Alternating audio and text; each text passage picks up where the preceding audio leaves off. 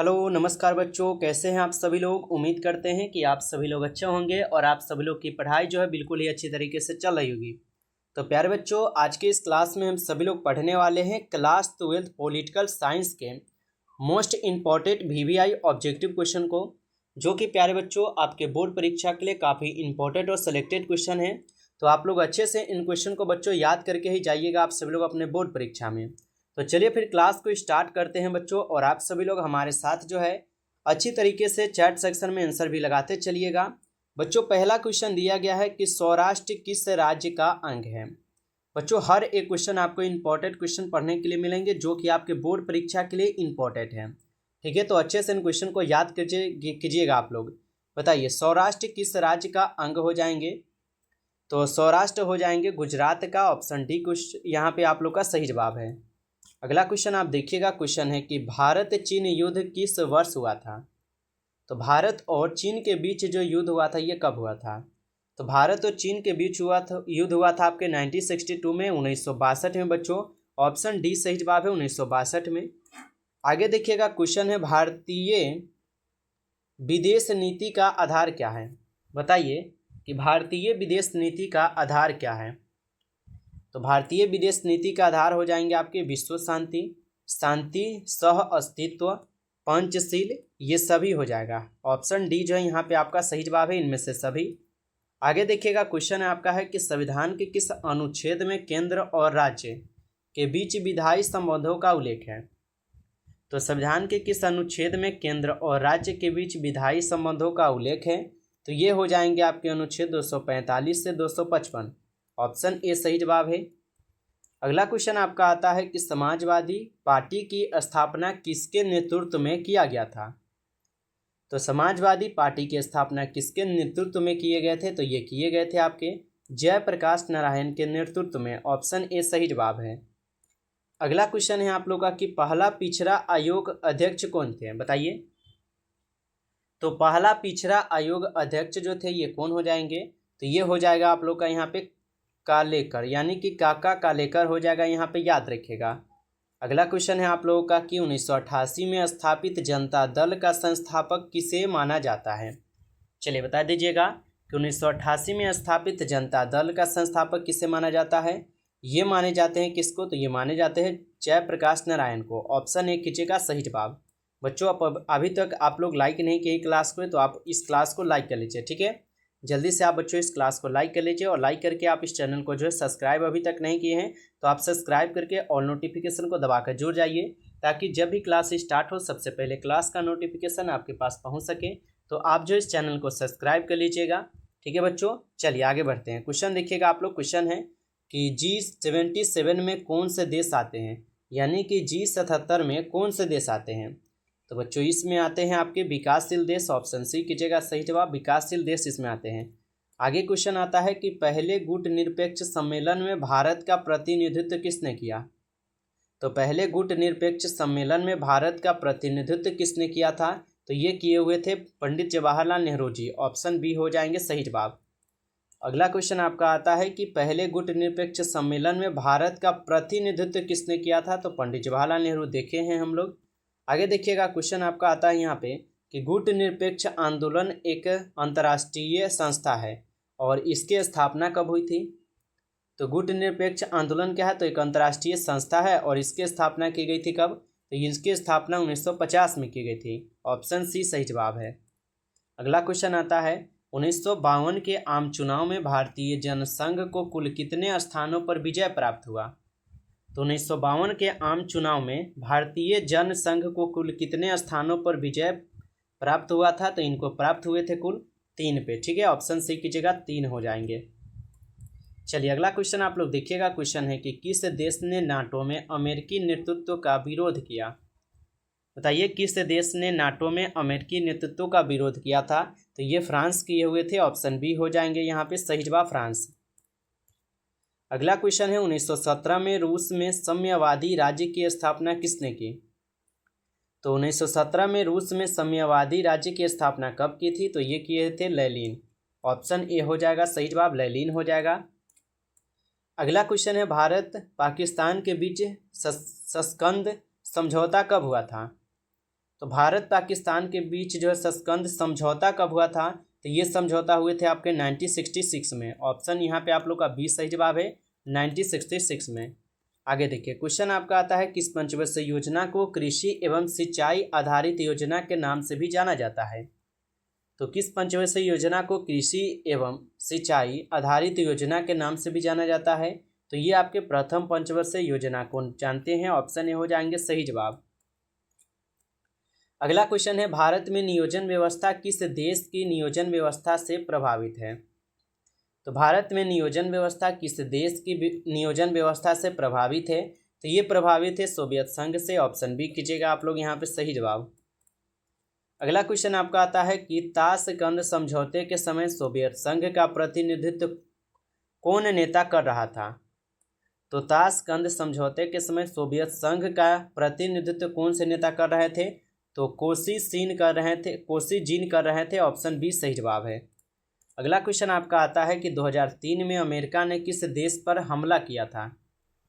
तो 2003 में अमेरिका ने किस देश पर हमला किया था? तो ये इराक पर किए थे। ऑप्शन बी हो जाएंगे यहाँ पे सही जवाब। अगला क्वेश्चन आता है आप लोगों का कि किस देश के प्रभुत्व से एक ध्रुवीय कायम हुआ? तो किस देश के प्रभुत्व से एक ध्रुवीय कायम हुआ है? तो ये अमेरिका से हुए हैं। ऑप्शन डी कीजिएगा आप सही जवाब। अगला क्वेश्चन है, राज्यसभा उपसभापति निर्वाचित होता है।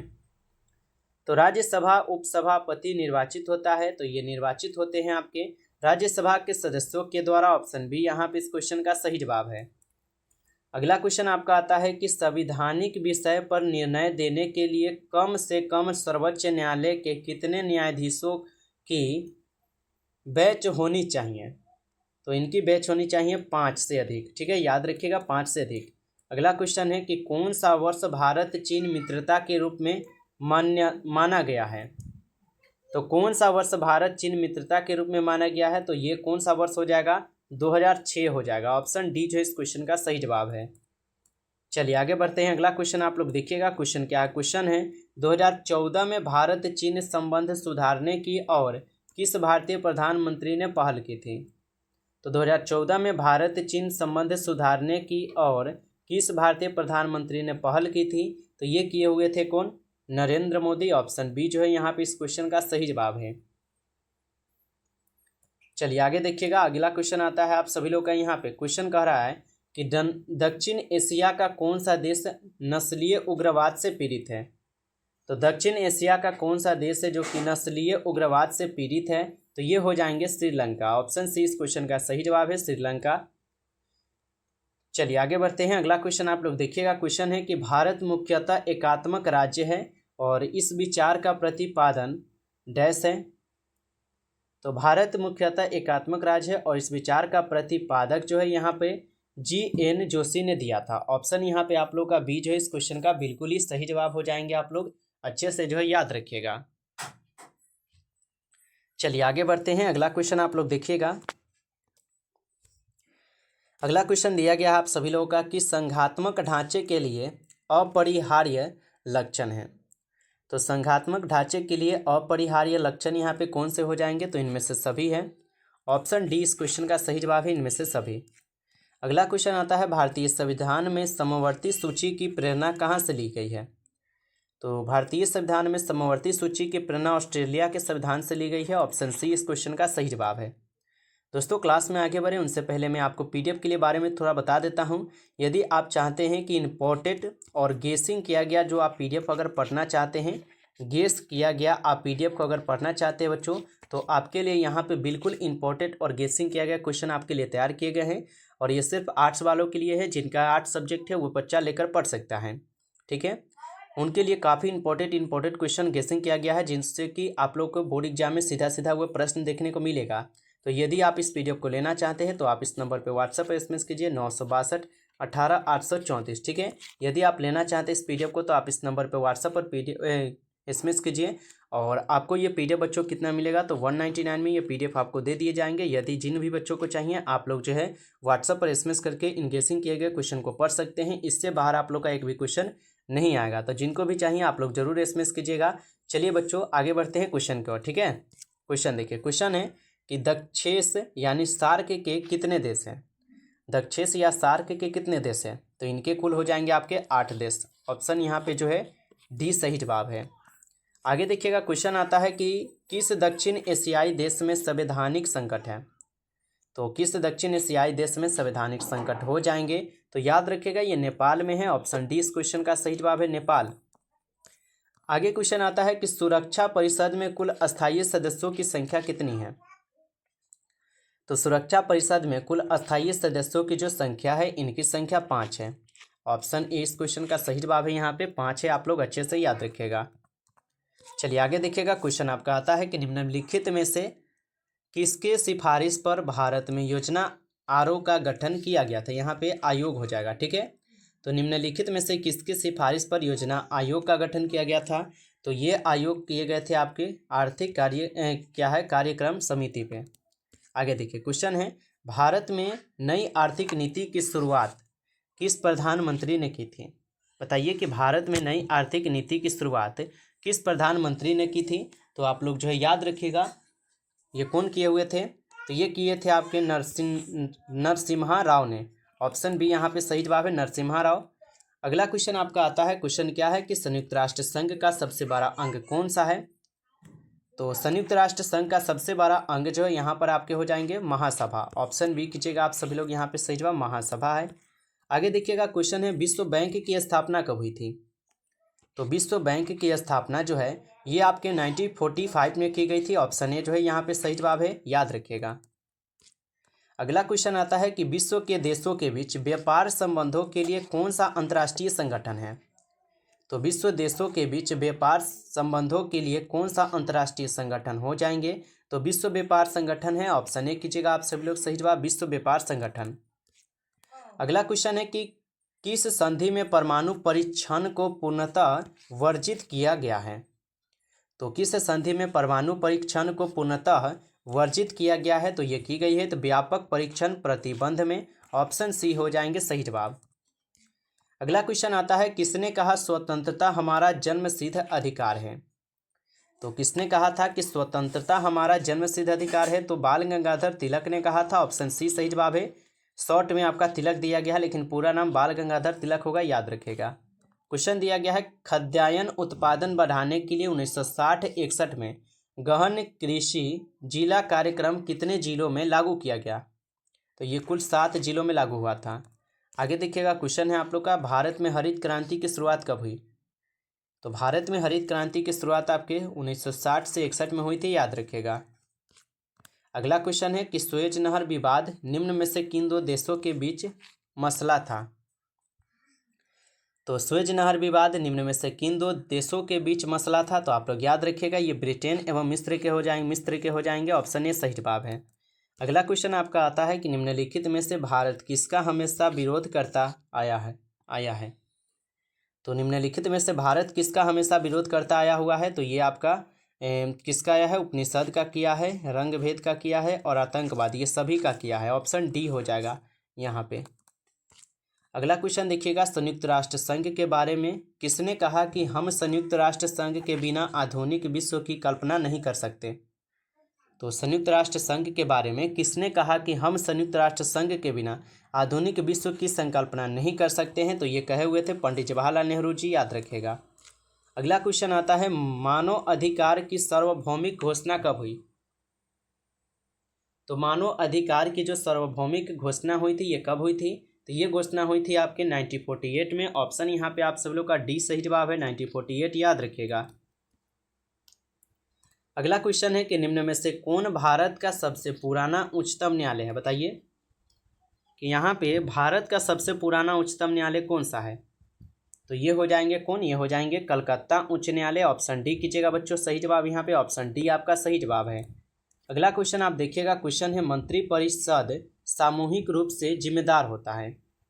तो मंत्रिपरिषद सामूहिक रूप से जिम्मेदार होता है, तो ये जिम्मेदार होते हैं लोकसभा में। ऑप्शन बी जो है यहाँ पे इस क्वेश्चन का सही जवाब है, लोकसभा में। आगे देखिएगा बच्चों, क्वेश्चन है कि वर्तमान में संयुक्त राष्ट्र संघ के कितने देश सदस्य हैं?